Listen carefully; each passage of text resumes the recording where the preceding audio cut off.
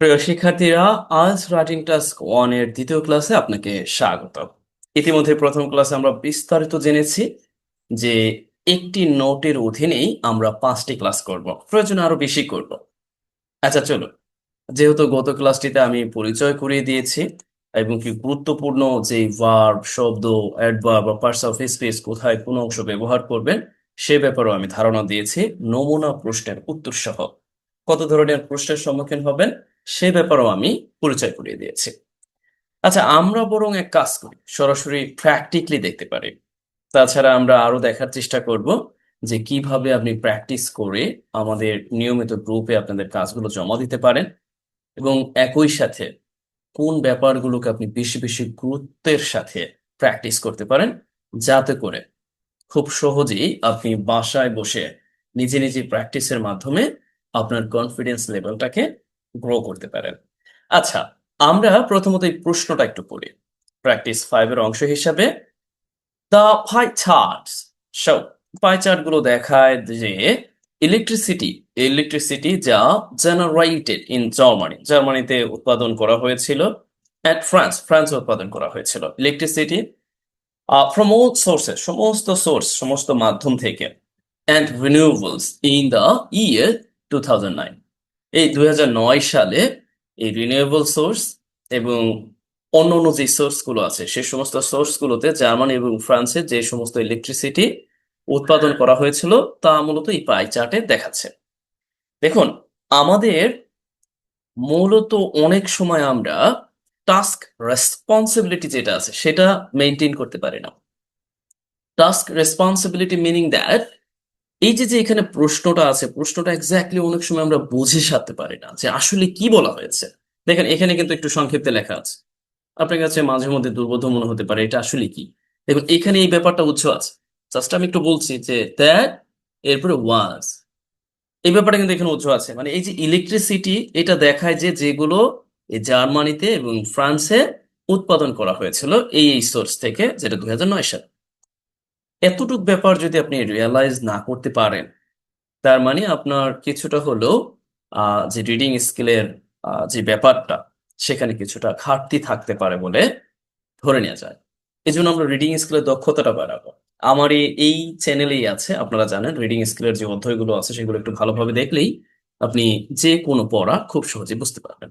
আচ্ছা চলুন, আমরা বরং এখন আমরা চোখ বুলাবো কোথায়, এই পাই চার্ট গুলোর উপর। পাই চার্ট গুলোতে মূলত কি বলা হয়েছে দেখুন তো। এখানে পাই চার্ট গুলো দুইটা চার্ট আছে। এখানে একটা হচ্ছে ফ্রান্সের জন্য, আর আরেকটা চার্ট হচ্ছে জার্মানির জন্য। আপনাদের আমি কি বলেছিলাম, প্রথমত আমাদের কাজ হবে এই প্রশ্নটাকে মূলত প্যারাফ্রেজ করে আবারও লেখা। চলুন আমরা প্রথমত এই বাক্যটা প্যারাফ্রেজ করে দেখি। আচ্ছা, আমরা ঠিক এই দিকটাতে, আমাদের সুবিধার্থে এটা একটু উল্টো করে দিতে পারি। এখন আমরা একটু দেখার চেষ্টা করি। দেখুন, এই বক্তব্য আর এই বক্তব্য একই বক্তব্য, শুধুমাত্র গ্রামাটিক্যালি একটু এদিক ওদিক করা হয়েছে। এখানে বলা আছে the four pi charts illustrate, এখানে শো ছিল। এখন আপনি ইলাস্ট্রেট দিতে পারেন, ডিপিক্ট দিতে পারেন, আমরা আরো জানি যে ডেমনস্ট্রেট দেওয়া যেতে পারে। আচ্ছা, ইলাবোরেট দেওয়া যেতে পারে। এরপরে এখানে the sources of electricity generation, দেখুন এখানে বলা ছিল যে electricity that was generated in Germany and France.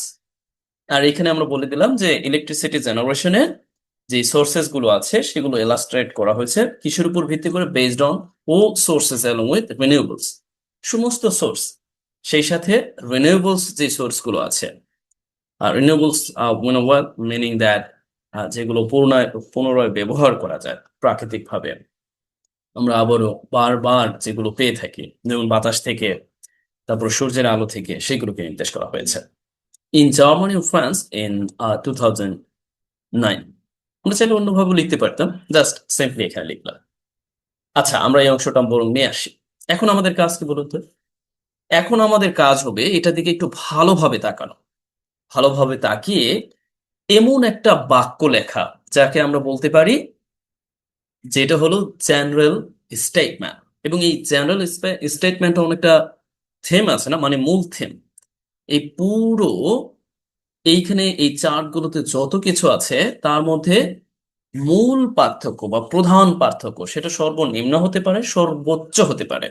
যেহেতু এখানে একটা আরেকটার সাথে অনেকটা কম্পেয়ারের মতো করে, মানে এখানে দুইটা পাই চার্ট, চারটা চার্ট আছে, তার মধ্যে একটা হচ্ছে আমরা দেখতে পাচ্ছি জার্মানির জন্য, আর দুইটা হচ্ছে ফ্রান্সের জন্য, দুইটা হচ্ছে জার্মানির জন্য। এই অর্থে আমরা যেটা বলতে পারি, আমরা সর্বোচ্চ এবং সর্বনিম্ন দেখতে পারি, বা আমরা দেখতে পারি যে জার্মানি মূলত ইলেকট্রিসিটি উৎপাদনের জন্য কিসের উপর নির্ভরশীল, আর ফ্রান্স মূলত কিসের উপর নির্ভরশীল। আমরা চাইলে এই সর্বোচ্চটা বলতে পারি, আবার সর্বনিম্নটাও বলতে পারি। আচ্ছা, আমরা মূলত দেখার চেষ্টা করব সর্বোচ্চ পরিবর্তন কোনটা সংঘটিত হয়েছে। আমরা এখানে কিন্তু দেখতেই পাচ্ছি, দেখুন সবকিছু কিন্তু আপনি এটি দেখে দেখিয়ে দিবেন। আপনার শুধু লেখার পাওয়ারটা লাগবে, স্কিলটা লাগবে। এখানে নতুন করে কিছুই কিন্তু আপনাকে লিখতে হবে না, মূলত আপনি দেখে দেখে উত্তর দেবেন। এখানে বোঝা যাচ্ছে যে জার্মানি ইলেকট্রিসিটি জেনারেশনের জন্য এই 2009 সালে মূলত থার্মাল, যে কনভেনশনাল থার্মাল, এটার উপর নির্ভরশীল ছিল। দেখুন এখানে এক স্পষ্টভাবে লেখা আছে, মানে এই যে এটার ইয়েটা বেশি না। আর রিনিউয়েবলস যেটা আছে এটা কিন্তু মানে তুলনামূলক অনেক কম। আচ্ছা, তার মানে আমরা স্পষ্টত বুঝতে পারছি যে জার্মানি এটার উপর নির্ভরশীল। আর সেই জায়গায় আমরা এই দিকটাতে লক্ষ্য করছি যে ফ্রান্স নিউক্লিয়ার যে উৎপাদন ব্যবস্থাটা আছে, অ্যাটমিক যেই প্লান্ট আছে, অ্যাটমিক পাওয়ার প্লান্ট, সেখান থেকে উৎপাদন করে, যেটা হচ্ছে 76%। এখন আমরা এই দুইটা পরিবর্তন জাস্ট একটু লিখে দিলেই হবে, যেটা থিম হিসাবে আপনার কাজ করবে। এরপর অন্যান্য পরিবর্তনগুলো আমরা মেইন বডিতে মূলত আলোচনার জন্য রাখবো। তাহলে আমরা এখানে কি লিখতে পারি? প্রথমত আমরা লিখতে পারি যে ওভারঅল, যেটা আমরা মূলত অ্যাডভার্বিয়াল ফাংশন হিসেবে আমরা বলতে পারি ওভারঅল, বা ইট ইজ ক্রিস্টাল ক্লিয়ার। আর আমরা এটা বলতে পারি, ইট গোস উইদাউট সেইং, যে জার্মানি প্রাইমারিলি নির্ভরশীল এই কনভেনশনাল থার্মাল পাওয়ারের উপর। আর সেই জায়গায় বা বিপরীত দিক দিয়ে আমরা দেখতে পাচ্ছি ফ্রান্স হচ্ছে ডিপেন্ডেন্ট এই নিউক্লিয়ার এনার্জির উপর। এখানে স্পষ্ট দেখা যাচ্ছে। এখন প্রশ্নটা হলো, অনেক সময় এই ব্যাপারগুলো, যে এই যে যে মেইন যে বাক্যটা, মানে আমরা ইন্ট্রোডাকশনের মধ্যেই প্রথমত প্রশ্নটাকে যখন আমাদের ইয়া করা হয়ে যাবে, যখন আমরা প্যারাফ্রেজ করে ফেলবো, এরপরে আমাদের মেইন থিমটা লিখতে হবে। এই থিমটা লিখতে গিয়ে আমাদের সবচেয়ে বড় ভুল হয়। দেখুন আপনি এইটা সর্বোচ্চ সর্বনিম্ন, তবে অনেকে ভুলবশত আমরা এখানে নিউমেরিক ডাটা ব্যবহার করে দিই, এটা করাই যাবে না। এখানে ডাটা না, আপনি এখানে এই চিত্রটা দেখছেন, এই চিত্র দেখে যে পরিবর্তনটা আছে সেটা আপনার উপলব্ধি করতে হবে। সর্বোচ্চ, সর্বনিম্ন, মাঝারি, বা যেটাকে আমরা মডারেট বা যাই হোক না কেন, সেই দৃষ্টিকোণ থেকে আমরা এইভাবে একটু ব্যাখ্যা করার চেষ্টা করব, যেন পুরো বিষয়টাকেই ইঙ্গিত দেওয়া যেতে পারে।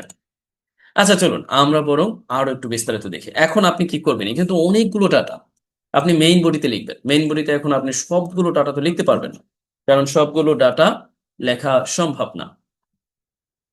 এই জন্য আমরা মূলত দেখার চেষ্টা করব যে যেই ডাটা স্পেসিফিকলি আপনার এই বিষয়গুলোকে বর্ণনা করতে কার্যকর হবে, সেই ডাটাগুলোকে আগে একটু মার্ক করে রাখা। যেমন আপনি আবারও শুরু করলেন যে এই যে কনভেনশনাল থার্মালে এখন এটাকে একটু বর্ণনা করবেন, তারপরে রিনিউয়েবল 2009 সালে জার্মানি মূলত ইলেকট্রিসিটি পাইতো, যেটা এত পার্সেন্ট। আচ্ছা, এরপরে এই রিনিউয়েবল যে এনার্জি আছে এত পার্সেন্ট তারা পাইতো, সেটার মধ্যে আবার ভাগ আছে। তো এখন আপনি আগে একটা প্যারায় এই জার্মানি সম্পর্কে বিস্তারিত বলবেন। আচ্ছা, এরপরে আপনি এক কাজ করতে পারেন, আর একটি প্যারা এই ফ্রান্স, যেটা যেখান থেকে যে অংশটা পাইতো সেটা বর্ণনা করতে পারেন। অথবা আপনি চাইলে এইটার সাথে এটার কম্পেয়ার করে ফেলতে পারেন। প্রথমত দুইটা নিয়ে একটু আলোচনা করলেন, এরপর আপনি এইটার সাথে এটার কম্পারিজনটা দেখাইলেন, যে যেখানে থার্মাল মানে রিনিউয়েবলস যেখানে এই জার্মানির 17%, সেখানে ফ্রান্সের দেখা যাচ্ছে 13%। বা তারপরে রিনিউয়েবলস এর অংশ হিসেবে হাইড্রো ইলেকট্রিক, যেটা সবচেয়ে বেশি ফ্রান্স উৎপাদন করে থাকে, দেখুন এখানে আছে ওকে 80.5। আবারও আমরা যদি লক্ষ্য করি, সেই জায়গায় জার্মানির যে হাইড্রো ইলেকট্রিক উৎপাদন রিনিউয়েবলস এর অংশ হিসাবে সেটা মাত্র 21%। আপনি স্পেসিফিকলি পয়েন্ট আউট করবেন যে এটার সাথে এইটার কম্পেয়ার করবেন।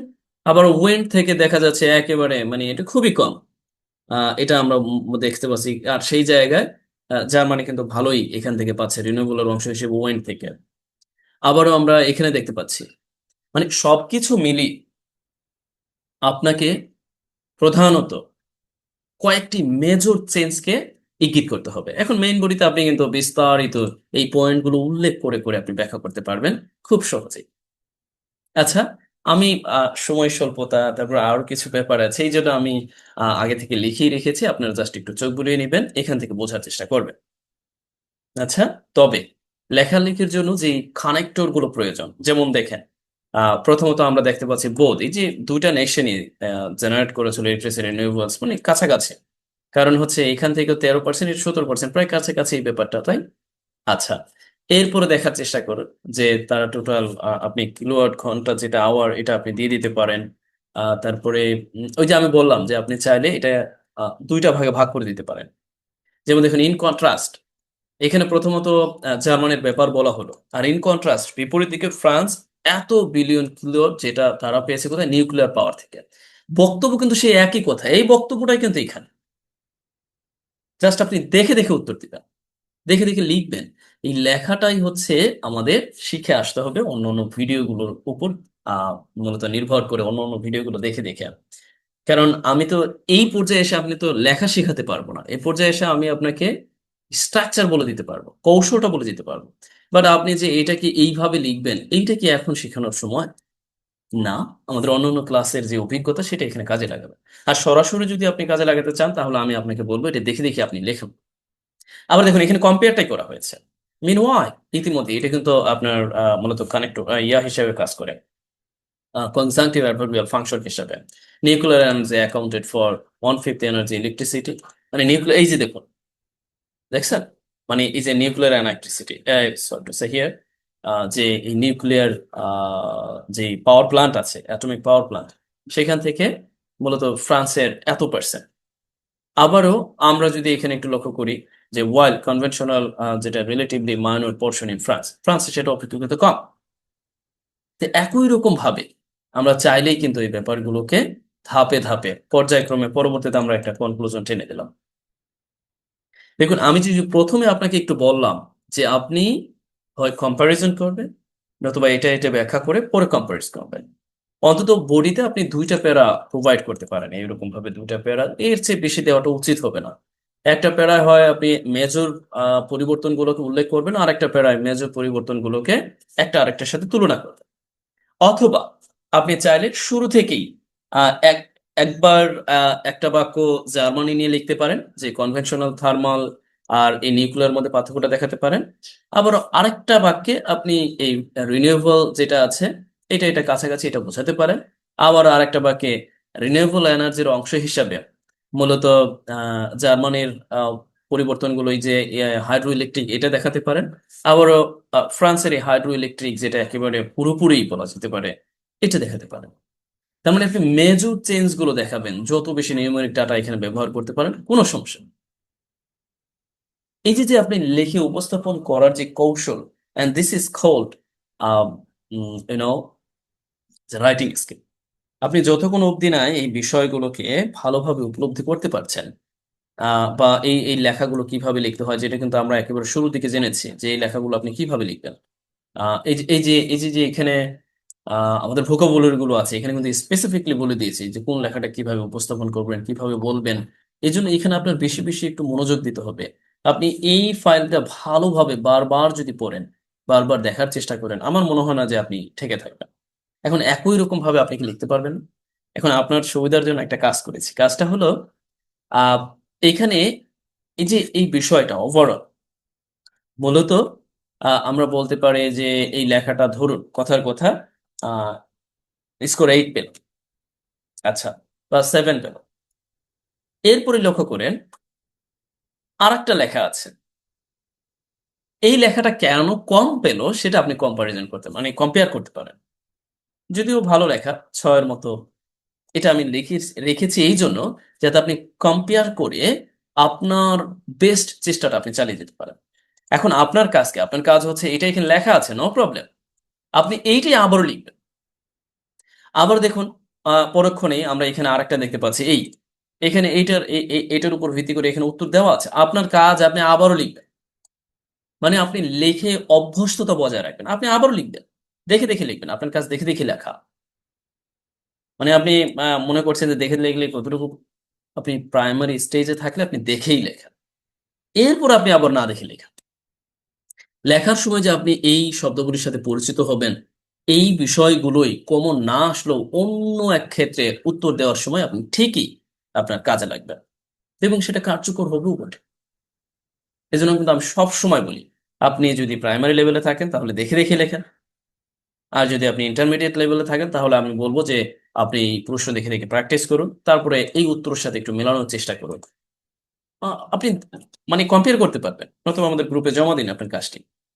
তাহলে কিন্তু আপনি রিয়ালাইজ করতে পারবেন যে হোয়াটস গোয়িং অন। আবার আমরা ফিডব্যাকও দিব, সেটাও আপনি ভালোভাবে একটু মেজার করতে পারেন যে আসলে কি।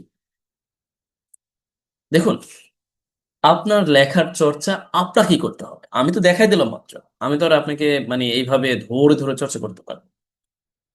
যেমন দেখুন, এটা ধরুন ব্র্যান্ড স্কোর পেতে পারে 7, কথার কথা। আবার পরক্ষণেই দেখেন এটা ব্র্যান্ড স্কোর কত পাবে বলেন তো? সর্বোচ্চ এটা কত পেতে পারে? বলা যেতে পারে 5। কারণ কিছু না কিছু লিখলে তো 5 দেয়। এই জন্য এইটা এইভাবে লিখলে যে ব্যান্ড স্কোরটা কম হবে, এই দৃষ্টিকোণটা আপনার বজায় রাখতে হবে যে ইয়েস, যে এই ইনফরমেশন গুলো এইভাবে উপস্থাপনের জন্য কম পেয়েছে, আর এই ইনফরমেশন গুলো একেবারে ভালোভাবে লেখার জন্য এইরকম একটা স্কোর পেয়েছে, বা এরও বেশি। আমরা তো আরো বেশি প্রত্যাশা করি, তাই তো?